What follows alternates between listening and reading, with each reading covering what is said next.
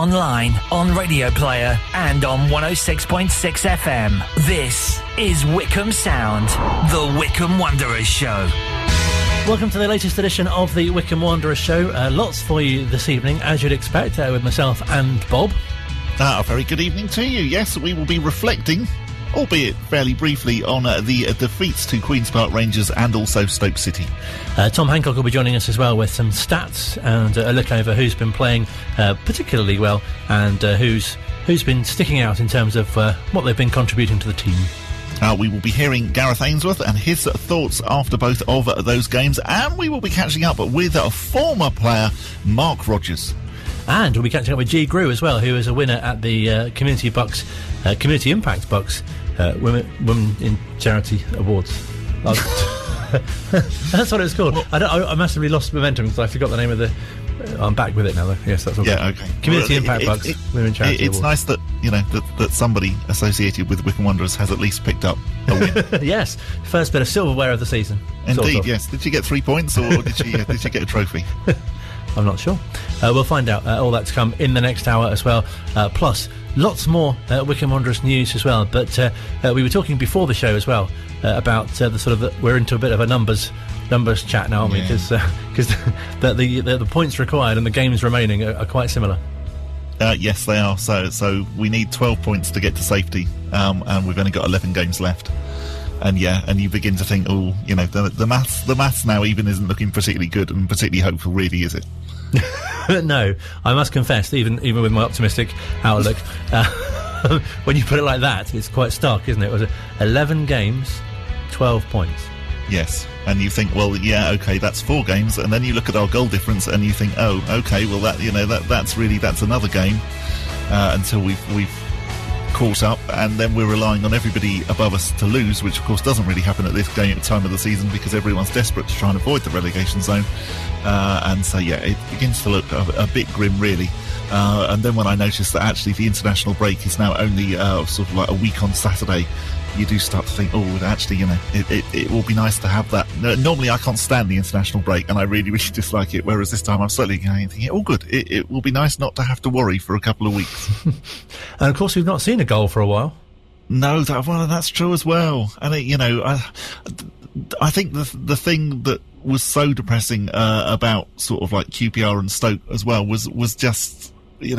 we just need a bit of hope. We just need something positive to cling to at the moment. It reminds me slightly of the opening 7 games in the season where we were looking for, for the first goal and then the first point and then the first win. And, thank goodness they all came along. We're not still waiting for those. But you just feel at the minute, we just need something to go our way. Does it sound too much of a cliche to say we really need to put a little mini run together? Well, all of those things, though, and and they're cliches because they're true. The whole we needed to write a story, we need to put a run together. We do need to do all of those things, and even then, it's still looking like a bit of an impossible task now.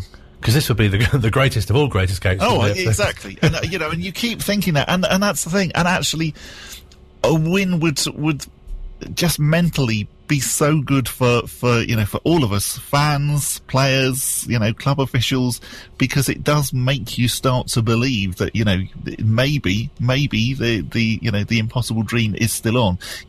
Goodness me, if we could win the next 3 going into the international break, and we're playing Preston this weekend, and clearly we beat them 4-1 in the FA Cup. It doesn't seem that long ago now. It was a couple of months. Then we've got Barnsley at home. Now, obviously, Barnsley are flying at the minute and doing really, really well. But, we said similar things about Reading when they came to visit. And then we're away to Coventry City, who are a team who we always seem to struggle against, but are down our end of the table. If we could get 9 points from those 3 games, then suddenly, you go into April thinking, well, it's possible. And I think as well, what must be a psychological issue, perhaps, is that, when a team scores first and it's not Wycombe, you think, I've got to come from behind. And it has been done before, but you tend to think it's less likely, don't you, when you're watching? Completely. And I think really for the last 3 games, especially against Watford, as soon as they scored, I sort of thought that was it.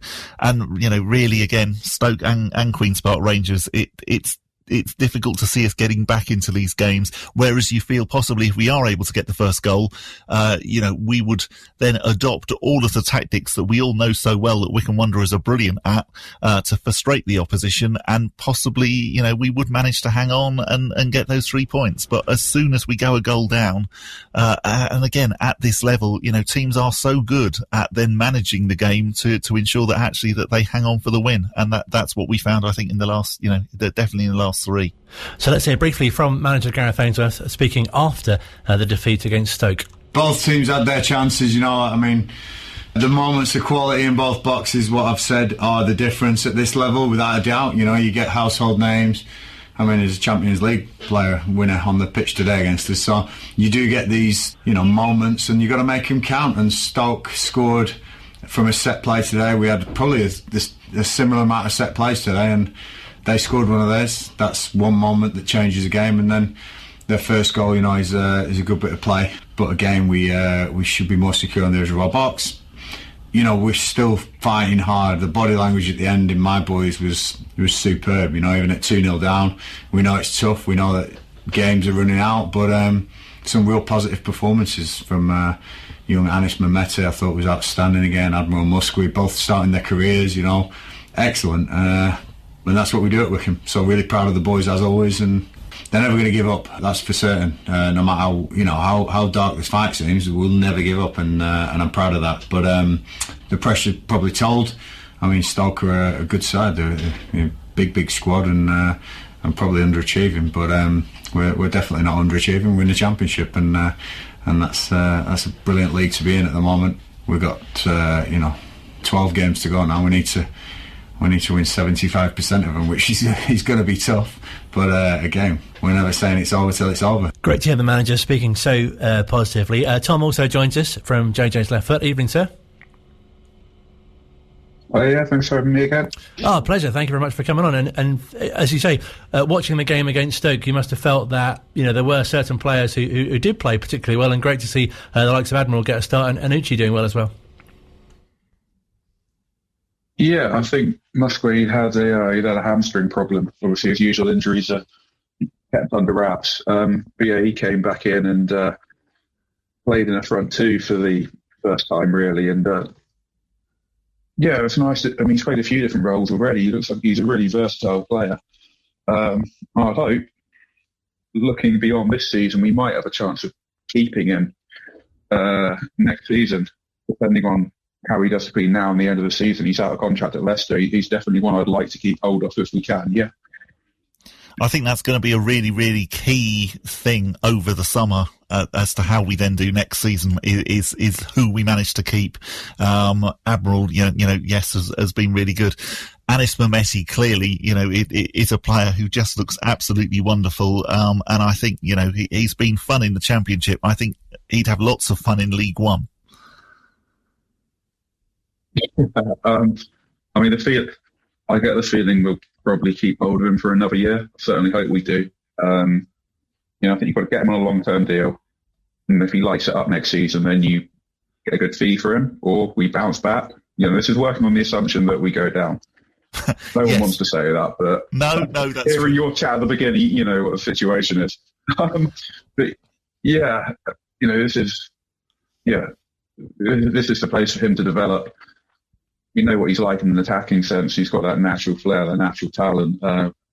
There's work to be done, sort of, his off-the-ball work, as Gareth mentioned, after the QPR game. But yeah, he'll be a key one to keep, and it will be interesting, I think. All bar Mehmeti, Allsop, Stockdale, of the kind of senior players. Feels strange to call Mehmeti senior, but he's in the first team. They're the only three not contracted beyond this season so far. So I think we've made a good start on that. Obviously, bids might come in. We rejected a bid for Tredon Yedinma from Luton in January. But yeah, I think we've kind of started early, making sure that we've got a squad together for the longer term, and hopefully we can build on it and not just have a massive clear out and start again. I don't think that would happen.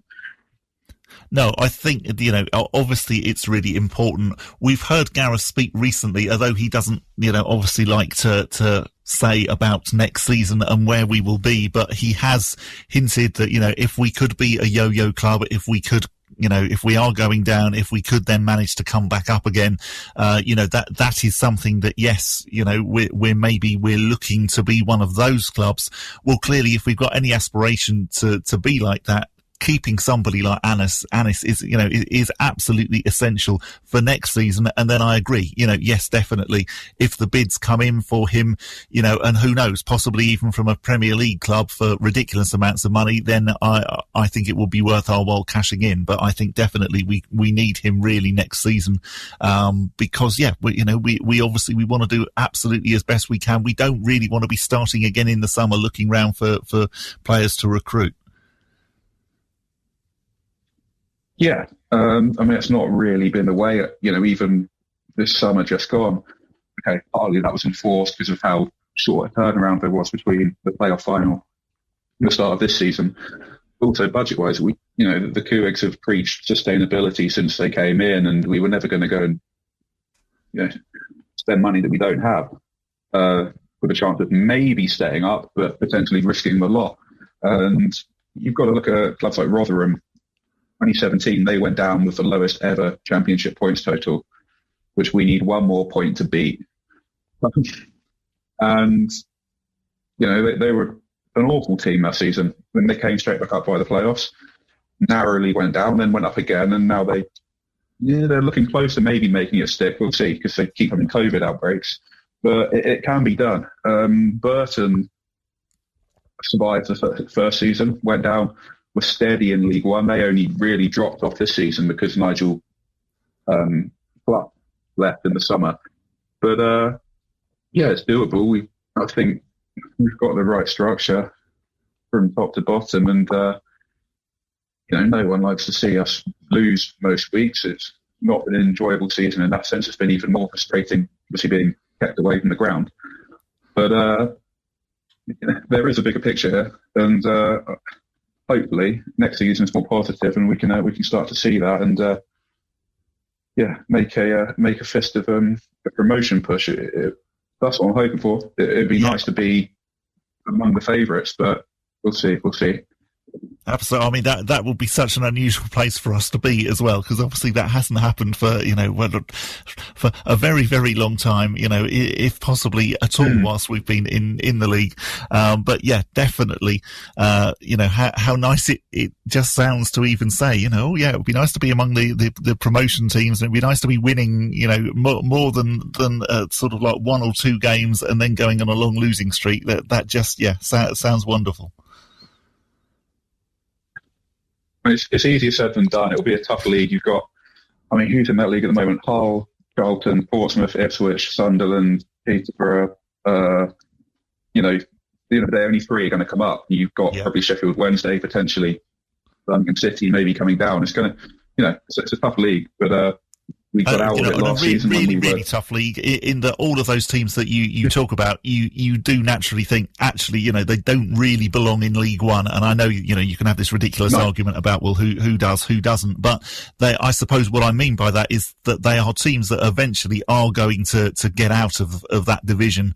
And if you happen to be in with them in a season where, say, Sunderland and Ipswich, both go on amazing runs, then clearly you're really just looking at coming up via the promotion places, which obviously is a bit of a lottery.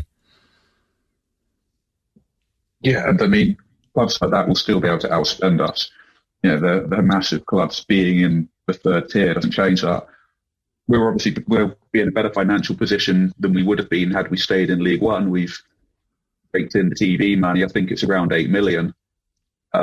We've not gone spending loads of money on players. I'm not saying we're going to go and have a massive spending spree in the summer, but in theory we'll be able to shop in a higher market than we were before.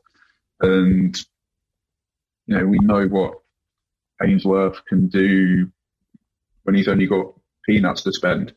So hopefully with a bit more money we can make ourselves competitive. And I wouldn't want to go into the season thinking, right, it's top two or else, but the idea, I think, will be to challenge for the top six. I mean, Pete Kuig spoke last season pretty openly about being prepared to yo-yo.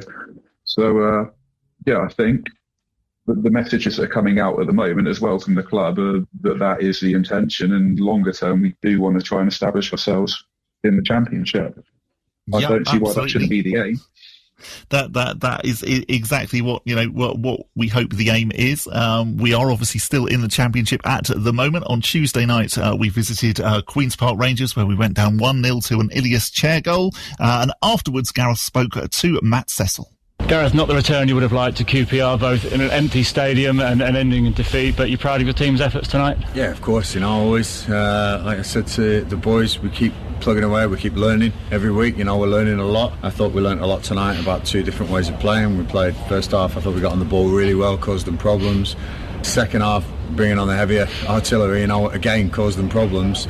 I think the shot count, the final third entries in the box are all in our favour, but I think mistakes are probably in our favour as well, and that's the difference. I keep saying, you can't make mistakes at this level.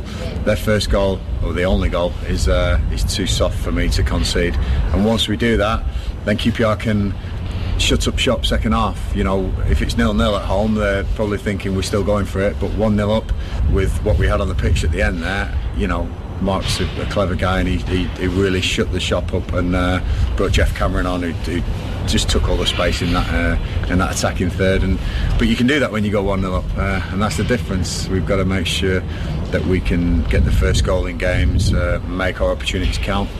But again, effort's great, performance levels, I'm just so proud of the boys. We are performing at the best we can perform, and at this level it's just coming up short. Can't ask any more, but we'll go again Saturday.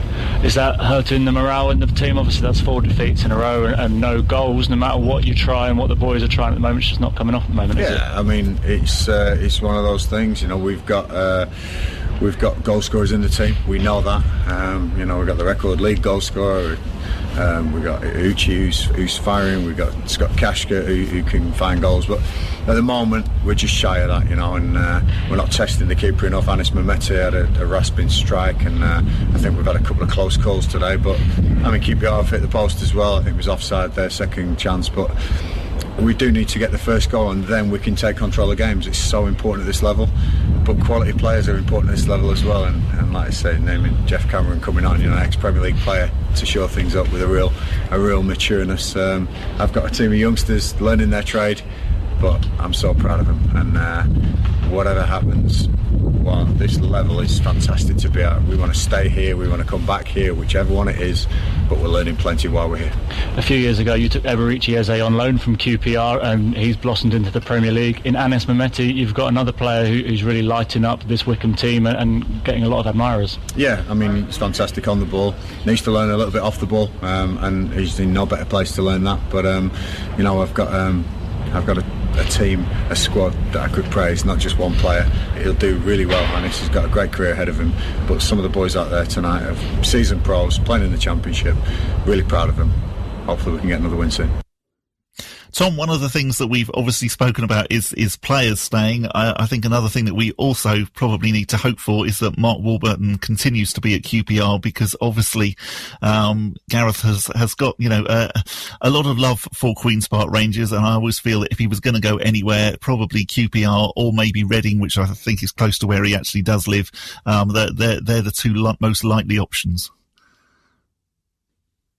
Well, I think the thing this season, rightly or wrongly, how we've done might have actually done us a favour and dented his stock somewhat. I think it was at its highest last season when Sunderland and Millwall and Lincoln were all having a look. But I don't know, QPR are actually relatively sensible and relatively patient with managers. So there was a point probably when we played them at Adams Park where it looked like Warburton might go, but he's really turned it around. And for the last few years, they've kind of been cutting costs and trying to balance the books after dropping out the Premier League, because their wage bill was absolutely colossal when they came down. But they're going to go on to better and better things. And hopefully he keeps doing a good job. And Reading, well, potentially in with a shot of promotion this season as well. So at the moment, Blackburn would be the one I'd worry about potentially, but I think Touchwood will be okay, and he won't go. I mean, unless it's absolutely the right opportunity. I think we're okay for the moment. I hope. I'm not worried as I was a couple of years ago, where everyone did seem to think he might be off. Yeah, I think we just have to keep our fingers crossed. And again, I agree about Blackburn. I think that's probably, he'll go there one day. Hopefully not at the moment. And obviously, he seems to be very settled, sort of like where he is, sort of like living wise. But yes, I think those three clubs are all a possibility, and so let's hope that they continue to do well. And luckily, yes, they all are at the moment. Tom, as always, thank you very much for joining us. It's been absolutely brilliant having you on. No worries, thanks for that. This is Wycombe Sound. Still to come on this week's edition of the Wycombe Wanderers Show, we'll hear from Wycombe Wanderers Sport and Education Trust award winner Georgia Grou. That's on the way. But first, as we continue our chat to former Wanderers players, it's been 20 years since that fantastic FA Cup semi-final with Keith Ryan scoring that goal against Liverpool at Villa Park. Someone who was a member not of that team on that day, but certainly of that team in that cup run, and also scored, of course, against Grimsby. Mark Rogers, who we've been speaking to from Canada, started off a bit about chatting with him about obviously his time at the club playing under Laurie Sanchez, but started off about how he came to be a Wycombe Wanderers player.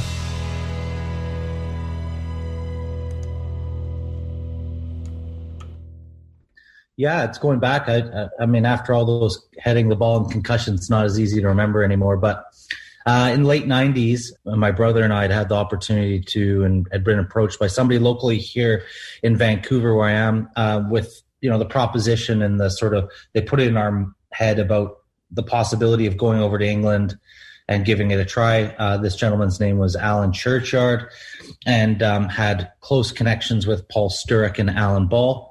Two names that I'm sure your listeners would know and remember. So we had the opportunity to come over there, and unfortunately my brother hurt himself while we were training to get ready for that, and they were both on preseason. So a gentleman, friend of my wife's family, actually, we're staying with my wife's family in West London, approached and said, hey, listen, would he be interested in going to Wycombe Wanderers to train for a week? It'll help him get ready for the English game, etc. And I leapt at that because it was, obviously a big, you watch it on the television here all the time, but it's still, until you're actually out there on the pitch or seeing, how they interact, it's largely an unknown for a kid from Tsawwassen, British Columbia. So went out there. I still remember I had to go to a place called Rent-A-Dent and rent probably the dodgiest car I've ever driven, and learn on the fly, driving on the other side of the road. And I just drove myself to Wycombe. And I showed up at Adams Park, and I still remember the first time I saw Adams Park. I'm showing up to play at then, a League One. It was called Division 2 back then. And I remember thinking to myself, well, they'll be playing in like a small little, like a park almost, right? And I pull up at Adams Park. I'm like, wow, nice ground. It's beautiful. And I thought, okay, this is going to be fun. So we were training at RF Halt, and I spent a week there, and it went well. And I think my type of football I played, and I think it suited the English game quite a bit, especially at that time. And, more direct football. I was fairly athletic, so I could compete with people on that from an athletic standpoint. Definitely raw in my understanding of the game, and maybe not as technically gifted as some of the other players, but I definitely felt like I could keep up and compete. And so at the end of the week, Neil Smiley, the manager at that time, asked me if I'd want to participate in a preseason game away at Chesham. And I still remember going, okay, Chesham, where's Chesham? And brought out sort of the league table. I'm like, well, these guys are like 3 divisions below us or whatever. And I thought to myself, if in Vancouver, if they're 3 divisions below you in the local amateur leagues, it's going to be a double-digit scoreline, So we went out there, and I was on the bench, and I could not believe how quick the game was, how good the Chesham players were in relation to the Wycombe players, like the standard of play. And that's kind of when the penny started to really drop from a reality standpoint, how many good players there are on that island. You know, it's just the depth of quality and talent was something that I wasn't as familiar with. And I loved it. I just thought it was, you know, the culture and how the game is absorbed over in England was just fantastic. It was the first thing I fell in love with. And I came on with 20 minutes left. I think the score was tied, and I set up a goal to Danny Bowman. I played in the middle of the park, actually, center mid in that game, which I know a lot of fans will think back and probably laugh about. But we won the game. Neil Smiley asked me to stick around and asked if I'd like to stick around. And I thought, well, I've put a week of work in. I've got one foot in the door here. I've made an impression, a positive one. Why would I look to go anywhere else? And so my other trials were at St. Johnstone, where Paul Sturrock was, and Alan Ball at Portsmouth. And so I decided to stay with Wycombe, and I was there for 6 or 7 years. So it was a fantastic experience.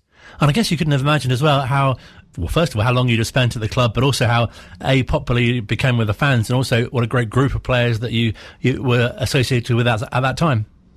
Oh, fantastic guys. You know, as far as the fans go, I think, you know, being somebody that wasn't English or Scottish, Irish, Welsh, somebody of maybe was just a bit different for them. I think they probably appreciated my heart, how hard I worked, maybe not so much my distribution. And I think what really helped me is the Independent Supporters Club sponsored me at that stage.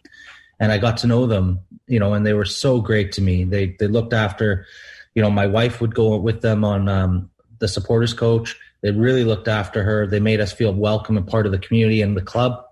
And they taught us a bit about it. Like they would tell us about, you know, the Middlesbrough game from the 70s in the FA Cup. And I started to learn a little bit more about not just the town, but the connection the club had with the town. So they started that, and it really helped from an adjustment standpoint. But then once you get into the dressing room, you start looking and getting to know guys like Keith Ryan, who I could not hold in more high regard, club guys like Jason Cousins, Davey Carroll. These are guys that, you know, just were part of the fabric of that place. And so what I tried to do is I just used them as guidance. I'd ask them questions, but also just kind of copy what they were doing, because the day-to-day ritual of what they're doing. Now, maybe not some of the horse betting. I didn't copy that. I thought I you know, as you're playing at Wycombe, you're not making millions of dollars. I thought what I did make, I'd try and keep in my pocket. But we had some great times. And the thing that came across to me with that group was they had such a great personality in that group and a commitment to one another. And when they trained and played, it was like a light switch going off, and it was so competitive, so combative.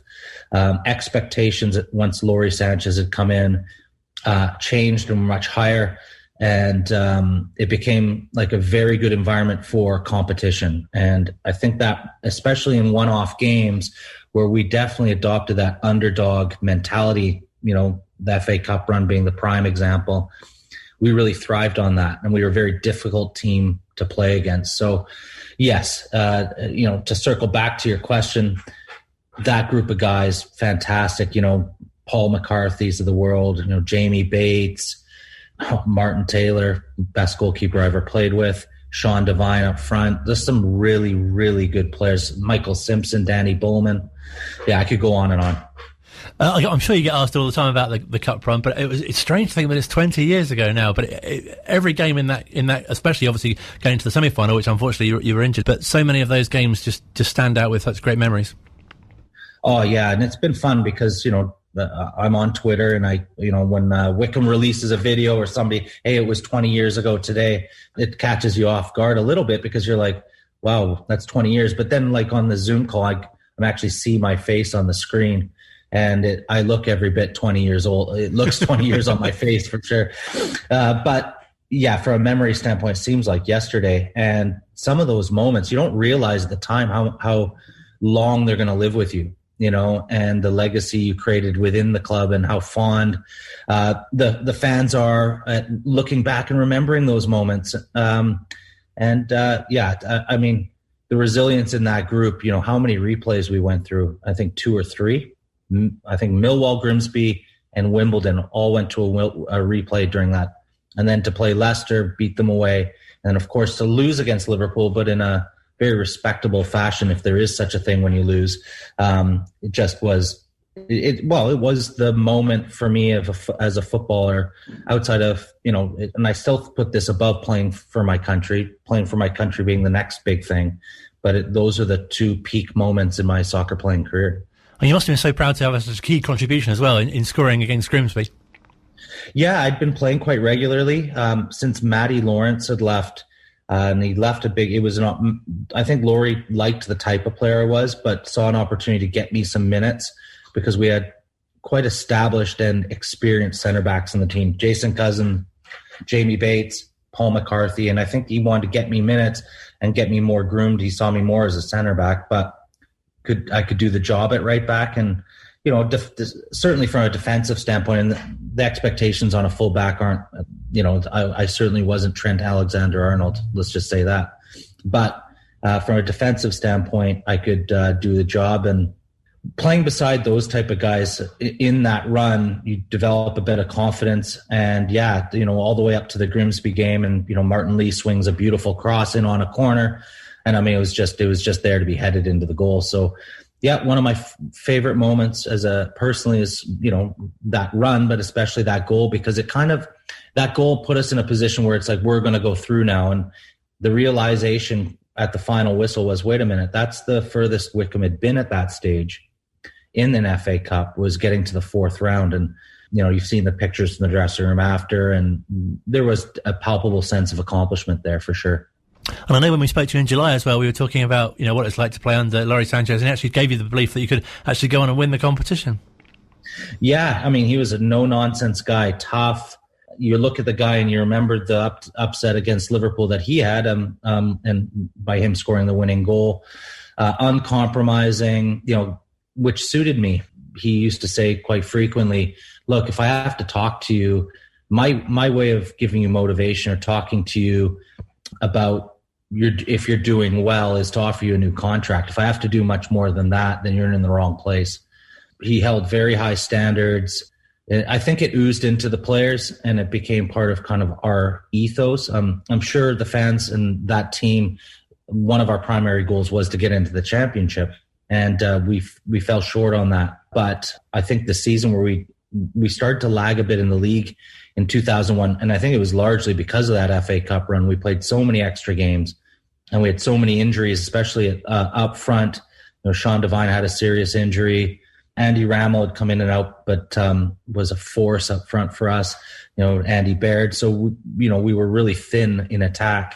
So much so that, as you recall, Keith Ryan was playing up front in those key FA Cup games towards the end. So, it was fantastic. It was just a fantastic time to be there.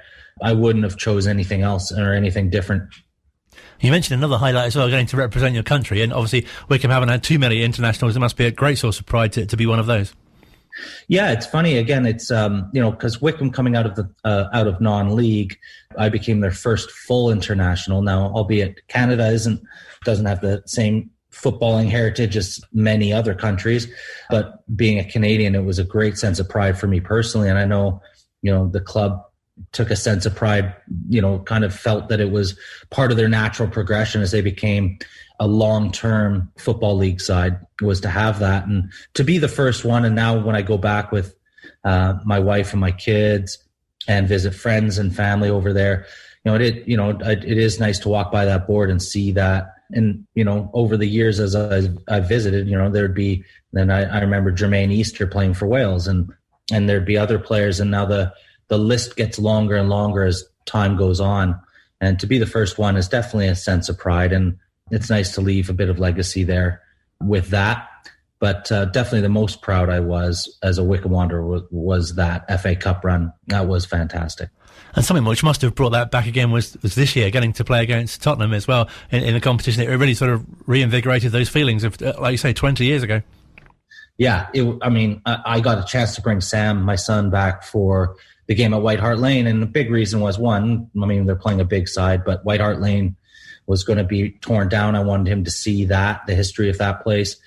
And, we we stood with the fans about 7 rows up behind the goal.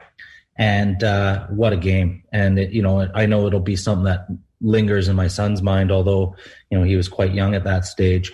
But getting Tottenham again in the same round, albeit at Adams Park this time, was great.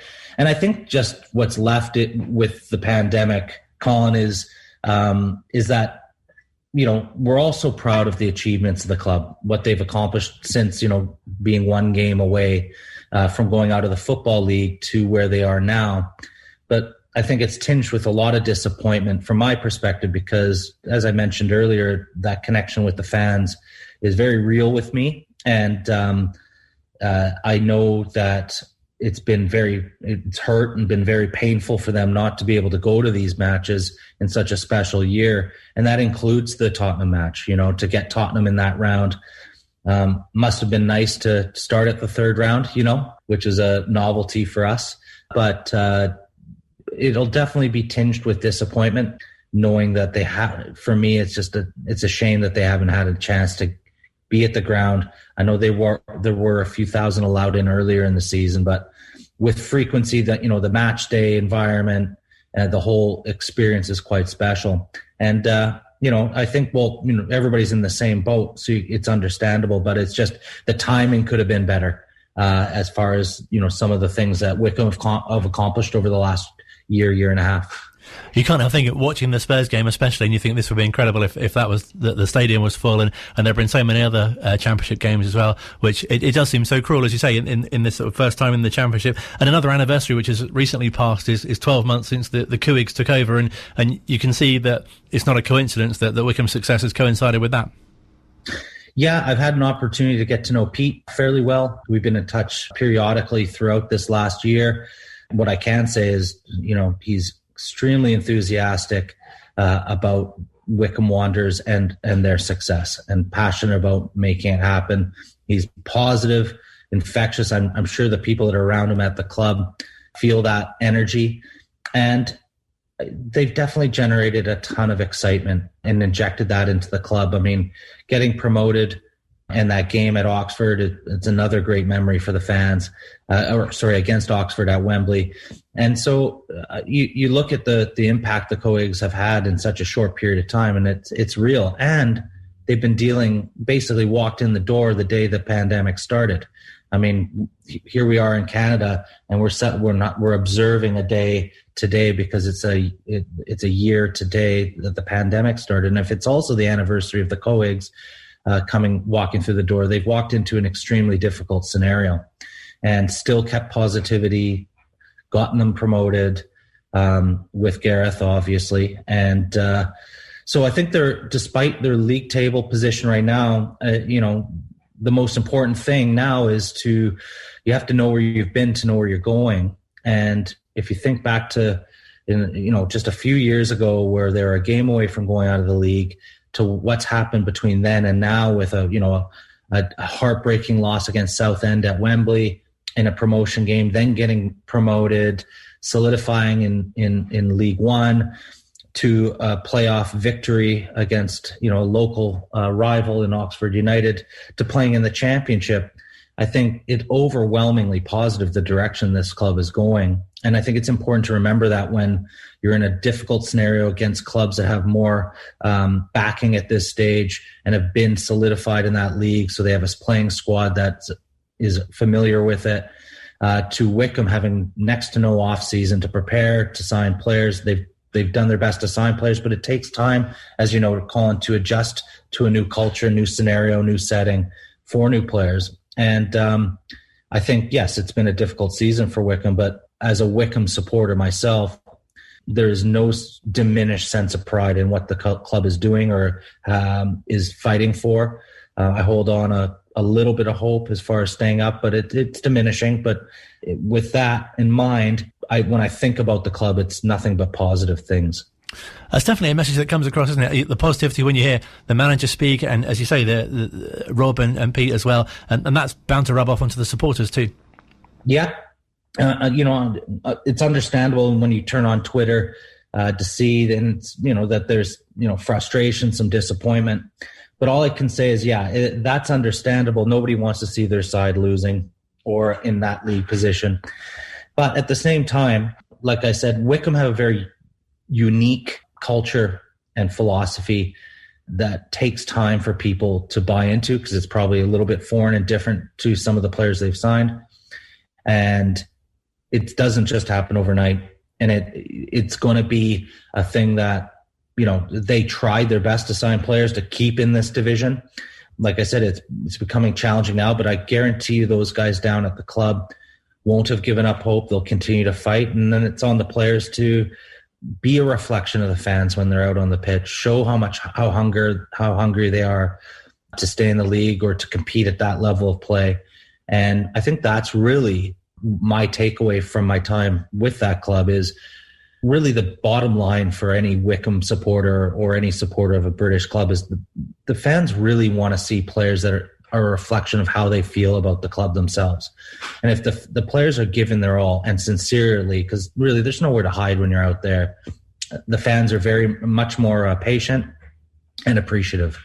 And I think that's what the players are fighting for now. I know they're probably exhausted by this part of the season, but they have to just keep putting their head down and remember that they're representing the club and those values. And if they do that, I'm sure they'll hold their heads up high at the end of the season, and then Wycombe will prepare and continue to move forward. Oh, it's been great to speak to you. Thank you so much for your time, and obviously all the best to you and your family. Hope you all stay well, and things improve in Canada as well. Thanks, Colin. Great talking to you. All the best to everybody over there. This is Wycombe Sound. Final part of this week's Wycombe Wanderers Show. Fantastic to hear from Mark Rogers. We spoke to him in July, before the birth of the Wycombe Wanderers Show, talking to him about the what an occasion that was. Were you there for the birth of the Wycombe Wanderers Show? We haven't had much sleep since then. But we were talking to him then about how fantastic it was for Wycombe to get promotion, and it seems like such a long time ago, July now, doesn't it? It really does, and in football terms, it isn't really, considering that actually normally the season would have ended in May. But yes, it does. It does now feel like actually this season has gone on quite a long time. And we meant to ask him about whether, when he came over and he seemed to adopt the nickname of Ted Rogers, whether he'd have known who Ted Rogers was. I imagine not. And Bob's done some research. I was wondering, did they have 3-2-1 in Canada? Was it a bit like, say, Millionaire, where it was exported all over the world? But no, apparently not. It started off in Spain, so we copied the Spanish game show called Un, Dos, Tres. But other than that, it didn't seem to go very far. If you wonder what happens during the ad breaks, there you go. That's yeah. We are listening to the ads as well. Absolutely. You might have heard. Also thinking about 3-2-1. You might have heard as well. It was International Women's Day on Monday, and a great opportunity to celebrate the achievements of women. And Community Impact Bucks, local charity, launched their inaugural Women in Charity Awards. And one of the winners was Georgia Grou, who is from the Wycombe Wanderers Sport and Education Trust. She's been doing some great health work, and we've been speaking to her to find out a bit more about what's involved. Even some of my friends still aren't sure of what we do. So I think it's been a great way to sort of catapult the work we are doing and sort of make people realise it's not all about sport all the time. Because I guess as well, it's really important that the club does have this charity arm, if you like, and is able to do such great work in the community as well. Yeah, absolutely. I think we probably deal with quite a few of the fans. Obviously, a lot of the children, they come to our sessions and end up going to games and sort of like falling in love with football. So yeah, we're definitely sort of quite intertwined with the club, and we do get out there in the community and do our bit. And obviously health is a real part of your remit, if you like. Give us some examples of some of the work that you've done and people that you've supported as well. So I think the biggest project that I've worked on whilst being with the Trust is a project called Keep Moving Forward, and that is to help people on their mental health recovery journey. And we have different little bits that are involved in that, such as yoga, Indian clubs. We do wellbeing walks, which we've done throughout the pandemic, sort of as we can. And that's pretty much for anyone that wants a bit of extra support. We've had a project called Doorsteppers that started for COVID to help with the isolation side of it. And it's normally me. I will come and visit you on your doorstep, sort of keeping a distance and stuff. And we'll have a good chat for an hour or so, just about whatever. So there's that out there. And I'm currently doing some online fitness sessions that hopefully will move back into person soon, to help people stay active during all of this as well. And you're obviously so passionate about, the great effect sport, and obviously specifically football, can have on mental health as well. Absolutely, yeah. I think it's always been a big part of my life, sort of having football, sport and all that sort of stuff, and how it's helped with my mental health. So I'm very lucky to be in a position where I can use the club badge to go out there and sort of help other people with their mental health through sport and activity and things like that. And there are great examples as well of where you've reached out and helped people and really sort of been a shoulder, if you like, for them, at really low points for them as well. Yeah, absolutely. I think it's bound to happen when you are working within mental health and supporting people, that you will come across people that do need a bit of extra support, or you do have to have hard phone calls. And obviously I've been able to do that due to like experience and that sort of stuff. Yeah, I don't want to sound big-headed, but I'd like to think I've helped the people that I work with. It's difficult, isn't it, when you win an award? You don't want to say, "Oh, I'm great," but on the other hand, it's really fantastic to be able to highlight the work that you do. That, as we sort of touched on at the end, people might not even quite realise it actually goes on. Yeah, absolutely. Like, this is the thing. Like, I don't do my job, and I don't go and help people to have the thank yous and to win things and to get all this recognition. I do it because that's the type of person I am, and I want to be able to help people. So to obviously get this award, and they actually, some of the participants made a little video with thank you notes that they were all holding up.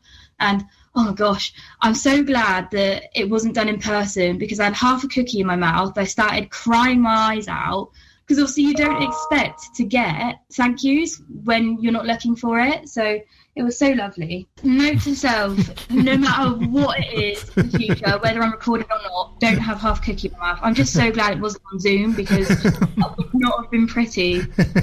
It must be really nice as well. I know Sam at the Trust, she nominated you, and that must be great to be able to know that you've got that kind of recognition for what you've done. It's definitely helped me in like my professional growth, and just in general to have such a supportive team.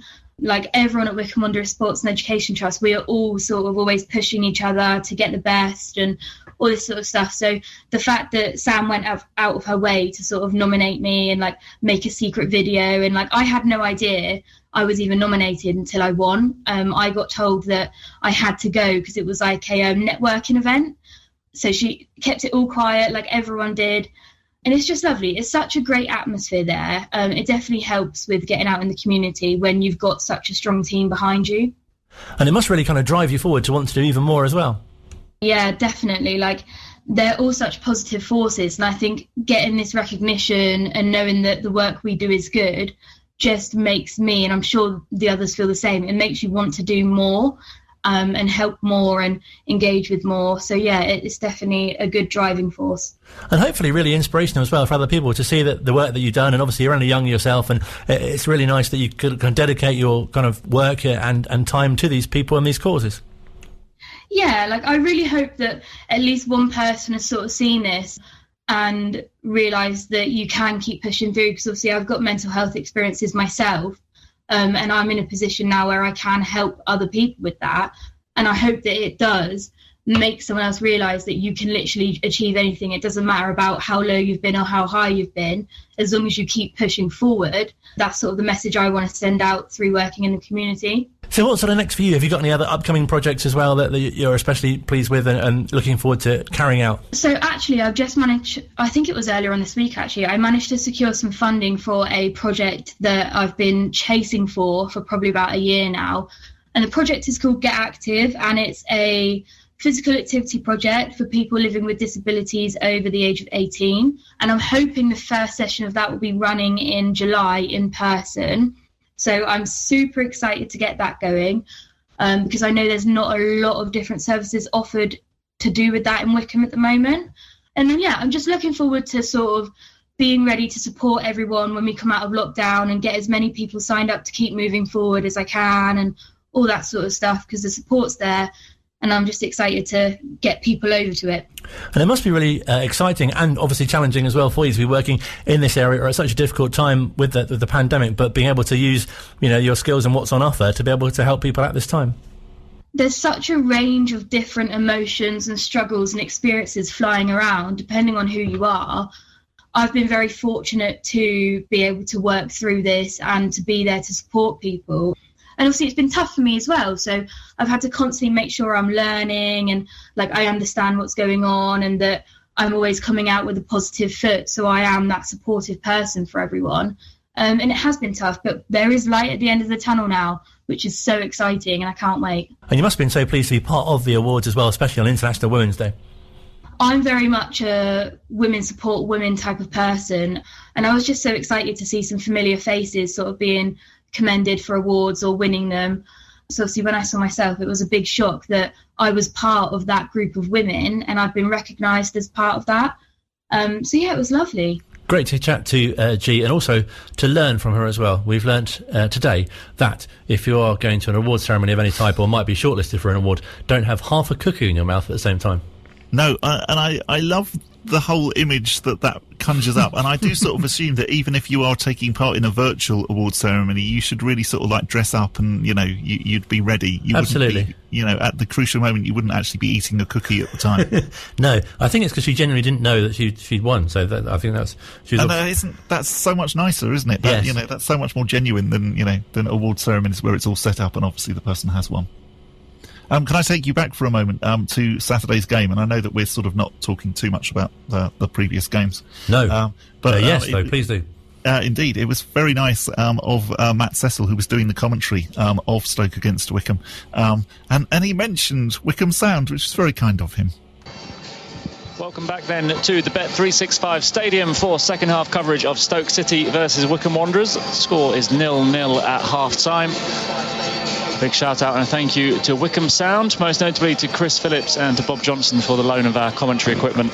As we mentioned earlier, the BBC, who have been covering our games and providing the iFollow coverage for many years, are unable to travel to away games outside of their region. So it fell to us as the club to provide the iFollow feed, and we're grateful for Bob and Chris and the Wycombe Sound team for the loan of their equipment. Grateful for Bob. There we go. You can have that. Big shout out to Matt. Hello. That's quite all right, Matt. It's nice to know that our ISDN kit is going to the games, even if we're not. Yes, and the number 5 is performing well. Yeah, indeed, yes, because we did have that problem earlier on in the season where, yes, they had to dial a number and the number 5 button, unfortunately, wasn't working that particular day, and the number that they needed to dial had lots of 5s in it. Have we got time for a notice board section of the show? Oh, very quickly, yes. So currently, there is a shirt that is being auctioned off for the trust. It is a must-have memento. So it says here, from the historic 2019-2020 campaign, was presented to Cherry Red Records managing director Adam Valeso as part of the record label's sponsorship deal. The auction currently runs until 10 p.m. On Saturday, the 13th of March. Also includes another dozen items as well. Proceeds will all go to the Wycombe Wanderers Trust. If you basically go onto the Wycombe Wanderers website, you will find out more information about it. It is being hosted on the fantastically named Jumblebee website. And if you want the actual address, it's jumblebee.co.uk/WWFC Trust Auction. I thought Must Have Memento was a former player. That would be good, actually. Yes, he was quite good, Must Have Memento. He did score some goals. We could do with him back at the minute. Yes. Preston next, of course. Indeed, yes. Visiting Adams Park for the second time this year. Let's hope it was the same result as it was back in January, when things seemed so rosy and we were looking forward to a couple of what we hoped were winnable games. And then, of course, the whole COVID thing happened and we didn't actually play again until Spurs visited Adams Park. And in some ways you slightly feel we've never quite recovered. Because we've spoken before, that Preston game seemed to be, like, it should have been such a springboard. It was, and exactly like you said earlier on, sort of, you know, the mini run that we feel like we needed to go on. You thought maybe that was the beginning of that, because after it we had QPR and then we had Sheffield Wednesday, and, you know, they definitely at the time looked like even more winnable games because both teams were in terrible form. But of course, neither of them happened because there was a COVID outbreak that we had. There was a COVID outbreak in Sheffield Wednesday's camp. And yeah, as I say, you know, after the Spurs game, we then had the Brentford 7-2 and we never really seem to have recovered. But let's hope we can have a similar result, beating Preston on Saturday.